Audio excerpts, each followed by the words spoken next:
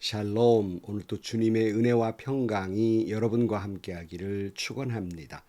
오늘도 주님과 동행하시고 말씀을 묵상하고 그 말씀대로 살아가는 복된 하루가 되시기를 주님의 이름으로 간절히 축원합니다. 오늘 아침 하나님께서 우리에게 허락해 주신 말씀은 욥기 22장 1절에서 20절 말씀입니다. 대만 사람 엘리바스가 대답하였다. 사람이 하나님께 무슨 유익을 끼쳐드릴 수 있느냐? 아무리 슬기로운 사람이라 해도 그분께 아무런 유익을 끼쳐드릴 수가 없다. 내가 올바르다고 하여 그것이 전능하신 분께 무슨 기쁨이 되겠으며 내 행위가 온전하다고 하여 그것이 그분께 무슨 유익이 되겠느냐? 내가 하나님을 경외하는 것 때문에 하나님이 너를 책망하시면 너를 심판하시겠느냐? 오히려 내 죄가 많고 내 죄악이 끝이 없으니 그러한 것이 아니냐? 내가 까닭 없이 친족의 재산을 압류하고 옷을 빼앗아 헐벗게 하고 목마른 사람에게 마실 물 한 모금도 주지 않고 배고픈 사람에게 먹을 것도 주지 않았기 때문이 아니겠느냐? 너는 권세를 이용하여 땅을 차지하고 지위를 이용하여 이 땅에서 거들먹거리면서 살았다. 너는 과부들을 빈손으로 돌려보내고 고아들을 혹사하고 학대하였다. 그러기에 이제 내가 온갖 올무에 걸려들고 공포에 사로잡힌 것이다. 어두움이 덮쳐서 내가 앞을 볼 수 없고 홍수가 너를 뒤덮는 것이다. 하나님이 하늘 높은 곳에 계시지 않느냐? 저 공중에 높이 떠 있는 별들까지도 하나님이 내려다보고 계시지 않느냐? 그런데도 너는 하나님이 무엇을 아시겠으며 검은 구름 속에 숨어 계시면서 어떻게 우리를 심판하실 수 있겠느냐? 짙은 구름에 그가 둘러싸여 어떻게 보실 수 있겠느냐? 다만 하늘에서만 왔다 갔다 하실 뿐이겠지 하는구나. 너는 아직도 옛 길을 고집할 셈이냐? 악한 자들이 걷던 그 길을 고집할 셈이냐? 그들은 때가 되기도 전에 사로잡혀 갔고 그 기초가 무너져서 강물에 떠내려가 버렸다. 그런데도 그들은 하나님께 말하기를 우리를 좀 그냥 내버려 두십시오. 전능하신 분이라고 하여 우리에게 무슨 일을 더 하실 수 있겠습니까? 하였다. 그들의 집에 좋은 것을 가득 채워주신 분이 바로 하나님이신데 악한 자들이 그런 생각을 하다니 나는 이해할 수가 없다.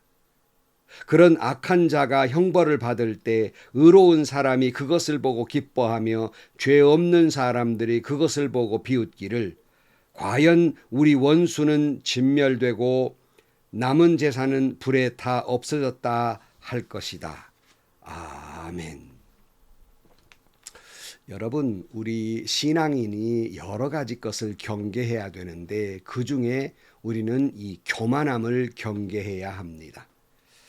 신앙인들의 교만 가운데 가장 흔한 것은 영적인 교만입니다. 다시 말하면 내가 더 잘 믿고 내가 더 거룩하다고 하는 바리새인 같은 영적 교만입니다. 한때 우리나라에 기도원 운동을 해서 참 좋은 영향력을 끼쳤습니다. 성경책을 들고 산에 올라가서 밤새워 통성 기도하며 집회하며 방언도 하고 병자가 낫고 기적이 나타나고 참 은혜가 넘쳤고 한국 교회에 좋은 영향력을 많이 끼쳤습니다. 이것을 부인할 사람은 없을 것입니다. 그런데 이 기도원 운동이 한국 교회에 선한 영향도 끼쳤지만 부정적인 요소도 못지않아 많이 있었습니다. 왜 그렇게 통성으로 기도하고 금식하며 기도하고 밤마다 모여 집회하고 말씀 듣고 기도했는데 이런 부정적인 요소가 생겼겠습니까? 바로 영적인 교만입니다. 산에 올라가 열심히 기도하고 통성으로 기도하고 방언으로 기도하다가 산에서 내려와 교회에 와 보니 자기같이 열심히 기도하는 사람이 보이지 않습니다.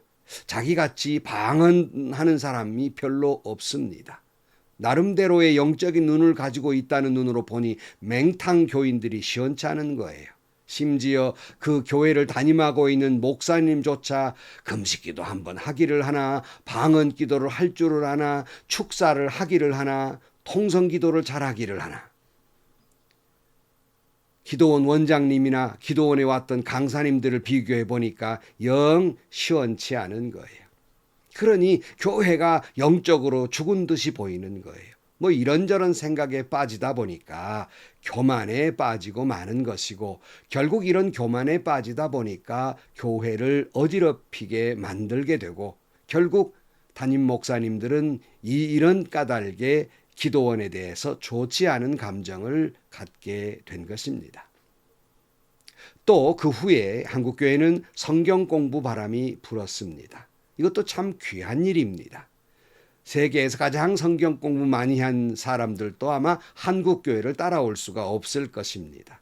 그러나 이것이 꼭 긍정적인 요소만 있었던 것은 아닙니다. 못지않게 부정적인 요소도 있는 거예요. 왜냐하면 나름대로 성경 공부도 좀 해봤는데 성경 요절도 많이 외우고 이런 성경 공부 저런 성경 공부를 쫓아다니며 했는데, 다른 사람들을 보니까 영 성경에 대해서 무지하단 말이에요. 무식하단 말이에요.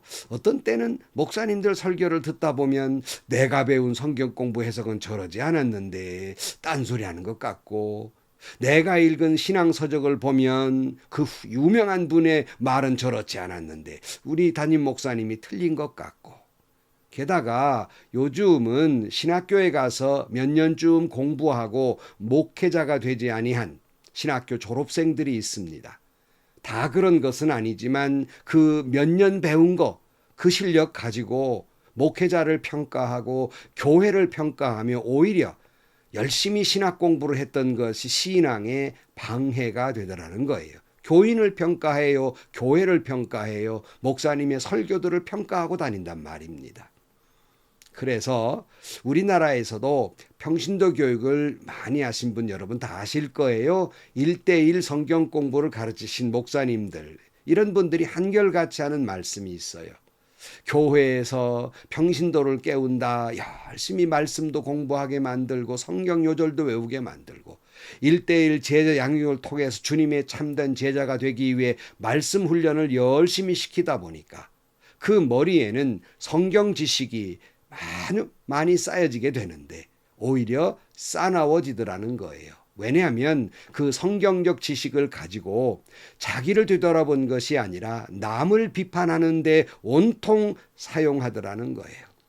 그래서 그분들이 깨달은 것이 머리가 차가워졌는데 가슴이 뜨겁지 않으니까 이런 결과를 낳게 됩니다. 그래서 그런 분들이 나중에는 성령운동을 벌리지 않습니까?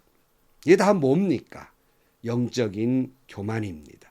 내가 저 사람보다 더 기도 많이 했는데, 내가 저 사람보다 성경을 더 많이 아는데, 내가 저 사람보다 더 오래 교회 다녔는데, 내가 저 사람보다 더 직분이 높은 것인데 하는 생각에 회칠한 무덤 같은 바리새인들처럼 영적인 우월감과 오만함에 빠져서 가슴이 뜨거워진 것이 아니라 교만한 생각이 머리에 가득 차서 오히려 그 모든 것들이 신앙적으로 해가 되고 교회의 공동체에 어려움을 주게 됩니다. 누가복음 18장 9절에 보면 스스로 의롭다고 확신하고 남을 멸시하는 몇몇 사람에게 예수께서는 이 비유로 말씀하셨다. 두 사람이 기도하러 성전에 올라갔다. 한 사람은 바리새파 사람이고 다른 한 사람은 세리였다. 바리새파 사람은 서서 혼자 말로 이렇게 기도했다. 하나님 감사합니다. 나는 남의 것을 빼앗는 자나 불의한 자나 간음한 자나 같은 다른 사람과 같지 않으며 더구나 이 세리와 같지 않습니다. 나는 일회에 2번씩 금식하고 내 모든 소득의 11조를 바칩니다. 그런데 세리는 멀찍이 서서 하늘을 우러볼 엄두도 못 내고 가슴을 치며 하나님 이 죄인에게 자비를 베풀어 주십시오 하고 말하였다. 내가 너에게 말한다. 의롭다는 인정을 받고 자기 집으로 내려간 사람은 저 바리새파 사람이 아니라 이 세리이다. 누구든지 자기를 높이는 사람은 낮아지고 자기를 낮추는 사람은 높아질 것이다. 성도 여러분, 우리 믿는 사람들은 이 예수님의 말씀을 또 새기고 또 새겨드려야 합니다. 우리 자신이 이런 영적인 교만에 빠졌던 바리새파 사람들과 같은 교만은 없었는지 깊이 새겨들어야 합니다. 우리는 늘 세리와 같은 모습이어야 합니다. 감히 나는 하늘을 우러러볼 수도 없는 죄인이기에, 예수 아니면 하나님을 바라볼 수도 없는 죄인이기에, 남을 죄인이라고 손가락질하는 저 바리새인이 아니라 그저 하나님, 저 사람보다 내가 더 큰 죄인입니다, 자비를 베풀어 주옵소서 하는 이 세리와 같은 겸손한 모습이 있어야 한다는 말씀입니다. 여러분, 한국 교회에 저 사람보다 내가 더 의롭다고 말하는 사람이 많습니까? 내가 저 사람보다 더 큰 죄인이라고 하는 사람이 더 많습니까? 아니, 이것은 말이 아니라 마음속으로 그런 사람이 많느냐는 거예요. 그저 늘 내 신앙이 저분보다 부족하다고 느끼는 분들이 많습니까? 내 신앙이 저 사람보다 낫다고 생각하는 사람이 많습니까? 여러분은 어떤 사람입니까? 여러분은 어떤 신앙입니까? 여러분은 하나님 앞에서 어떤 모습입니까? 바리새파 사람 같은 모습입니까? 세리와 같은 모습입니까? 오늘 욥기를 보면서 욥의 세 친구들은 세리와 같이 욥의 모습을 보니 우리가 더 큰 죄인이요 내가 더 더한 벌을 받아야 할 죄인인데 하면서 욥의 모습을 보며 안타까워하는 모습이 아니라 바리새파 사람들처럼 욥보다 내가 더 의로워서 내가 더 신실해서 욥과 같은 어려운 처지에 빠지지 아니했다는 이 우월감 속에서 욥을 정죄하고 있고, 바로 이것이 그들의 큰 잘못이라는 말입니다. 이번엔 다시 엘리바스가 나서서 욥을 궁지에 몰아넣습니다. 욥을 힐난합니다. 오늘 1절 말씀, 대만 사람 엘리바스가 대답하였다. 사람이 하나님께 무슨 유익을 끼쳐드릴 수 있느냐? 아무리 슬기로운 사람이라 해도 그분께 아무런 유익을 끼쳐드릴 수가 없다. 내가 올바르다고 하여 그것이 전능하신 분께 무슨 기쁨이 되겠느냐? 내 행위가 온전하다고 하여 그것이 그분께 무슨 유익이 되겠느냐? 내가 하나님을 경외한 것 때문에 하나님이 너를 책망하시며 너를 심판하겠느냐? 오히려 내 죄가 많고 내 죄악의 끝이 없으니 그런 것이 아니냐? 한마디로 엘리바스는 욥에게 이렇게 말하는 겁니다. 네가 하나님 앞에 무슨 하나님을 경외한다고 한들, 뭐 의롭다고 한들 하나님께 무슨 기쁨이 되겠느냐? 오히려 네 죄악이 끝이 없으니 이렇게 벌 받은 거 아니냐? 이렇게 말하는 겁니다. 정말 그렇습니까? 여러분, 지금 엘리바스나 세 친구들은 그저 인과응보의 벌만 생각했지 하나님의 자비와 긍휼과 사랑을 모르고 하는 소리입니다.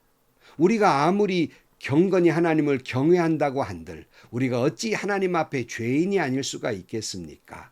하지만 우리가 하나님을 찾을 때, 우리가 하나님을 경외할 때 우리는 부족한 죄인이지만 그런 죄인들을 보시고도 하나님은 기뻐하시고 기뻐하신다는 말입니다. 죄인 한 사람 돌아오는 걸 그토록 하나님은 기뻐하십니다. 누가복음 15장 10절 말씀에 내가 너에게 말한다. 이와 같이 회개하는 죄인 한 사람을 두고 하나님의 천사들이 기뻐한다 그랬어요. 우리에 있는 99마리의 양도 소중하지만 잃어버린 한 마리 양을 찾아 헤매는 목자의 심정처럼 하나님은 나 같은 죄인이 돌아오는 것을, 나 같은 죄인이 하나님을 경외하고 나 같은 죄인이 하나님을 가까이 하는 걸 기뻐하고 기뻐하시는 하나님이시란 말씀입니다. 이사야 49장 15절 말씀에 어머니가 어찌 제 젖먹이를 잊겠으며 제 태에서 낳은 아들을 어찌 긍휼히 여기지 않겠느냐? 비록 어머니가 자식을 잊는다 하여도 나는 절대로 너를 잊지 않겠다. 보아라 예루살렘아, 내가 내 이름을 내 손바닥에 새겼고 내 성벽을 늘 지켜보고 있다. 그랬어요. 제가 참 좋아하는 말씀 가운데 개역 개정성경으로 읽어드리면 호세아 11장 8절 말씀입니다. 에브라임이여 내가 어찌 너를 놓겠느냐? 이스라엘이여 내가 어찌 너를 버리겠느냐? 내가 어찌 너 아드마같이 놓겠느냐? 어찌 너를 스보임같이 두겠느냐? 내 마음이 내 속에 돌이키어 나의 긍휼이 온전히 불붙는 듯 하도다. 이 말씀 볼 때마다 하나님이 나를 향한 긍휼이, 사랑이, 그 마음이 불붙는 같은 그 사랑, 여러분 이 하나님의 사랑이 느껴지십니까? 저는 이 말씀을 볼 때마다 너무나 감격스럽습니다.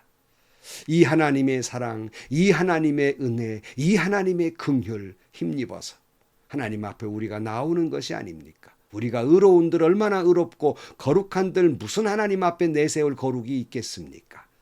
하나님의 사랑이 있기에, 은혜가 있기에, 긍휼이 있기에, 자비가 있기에 주님 앞에 나오는 것이 아니겠습니까? 하지만 엘리바스와 친구들은 욥을 향해 정죄할 생각만 있을 뿐 욥을 향한 하나님의 긍휼도 사랑도 자비도 보지 못하고 있는 것입니다. 왜요? 자기 자신들에게 그런 사랑도 없고 긍휼도 없고 자비가 없기 때문에 하나님의 그 사랑을 보지 못하는 거예요. 그래서 오늘 본문에 다 보진 않지만 6절부터 18절까지 쭉 하니 욥에게 없는 죄까지 들먹여 가면서 정죄하느라고 바쁩니다. 그리고는 19절 말씀에 그런 악한 자가 형벌을 받을 때 의로운 사람이 그것을 보고 기뻐하며 죄 없는 사람들이 그것을 보고 비웃기를 과연 우리 원수는 전멸되고 남은 재산은 불에 타서 없어졌다 할 것이다 그랬어요. 이게 지금 욥에게 하는 말이에요. 재산 다 불타 없어져 버리고 말았지 않습니까? 지금 욥이 고통 가운데 있지 않습니까? 그러니 엘리바스 이 세 친구들은 욥을 위로하는 것이 아니라 욥을 악인으로 단정하고 욥이 고난받는 것을 안타까워하는 것이 아니라 엘리바스의 표현은 기뻐하고 있다. 속으로 쾌재를 부르고 있다고 하는 말입니다. 이들이 주장하는 하나님에 대한 말씀은 틀린 말은 아닙니다. 그러나 이들의 기본 마음이 틀렸습니다. 욥을 정죄하는 그 기본이 틀렸다는 말씀입니다. 성도 여러분, 우리는 하나님 앞에 내놓을 만한 의도 없고 거룩도 없습니다. 예수 그리스도의 은혜가 아니면 우리는 하나님을 볼 수도 없고 나아갈 수도 없는 죄인들입니다. 예수 그리스도의 십자가로서 증명된 하나님의 사랑과 긍휼과 자비와 용서가 있기에 그것을 기대해 하나님 앞에 나오는 것입니다. 예수 그리스도의 십자가의 은혜에 기대어 주님 앞에 나아가는 것입니다. 그런 거로 우리는 이렇게 기도할 따름입니다. 주여, 이 죄인에게 자비를 베풀어 주옵소서. 기도하시겠습니다. 하나님 아버지, 조금 기도 많이 했다고, 조금 말씀 좀 보았다고, 영적인 교만, 바리새파 사람들처럼 그 교만함이 없게 하여 주옵소서. 세리와 같이 감히 하늘을 우러러 볼 수도 없는 죄인이며 주님 앞에 나아갈 수 없는 죄인이기에 나를 자비를 베풀어 주옵소서 기도할 따름인 저희들이 되게 하여 주옵소서. 언제나 그리스도의 십자가로 증명된 하나님의 사랑과 그 자비와 그 긍휼과 그 용서하심에 기대어 주님 앞에 나아가는 저희들이 되게 하여 주옵소서. 예수님의 이름으로 기도하옵나이다. 아멘. 여러분, 인간이 그렇습니다. 조금 기도하면 영적인 우월감에, 조금 말씀을 좀 배우면 또 그런 교만함에 빠지곤 합니다. 우리에게도 이런 교만이 없는지를 늘 뒤돌아봐야 되고요. 남을 함부로 평가하고 낮추어 보는 자들이 되어서는 안 됩니다. 그저 우린 하나님 앞에 내놓을 것 없는 그런 사람들입니다. 오직 우리가 하나님 앞에 내놓는다는 것은 예수 그리스도의 십자가의 보혈입니다. 그를 힘입고 하나님의 사랑과 자비와 긍휼과 용서에 기대어 오늘 또 하나님 앞에 나아가고 그 은혜를 힘입어 오늘 또 기쁘게 살아가는 하루가 되시기를 주의 이름으로 축원합니다. 오늘도 행복하시고요. 좋은 일이 가득한 하루가 되시기를 주님의 이름으로 간절히 축원합니다.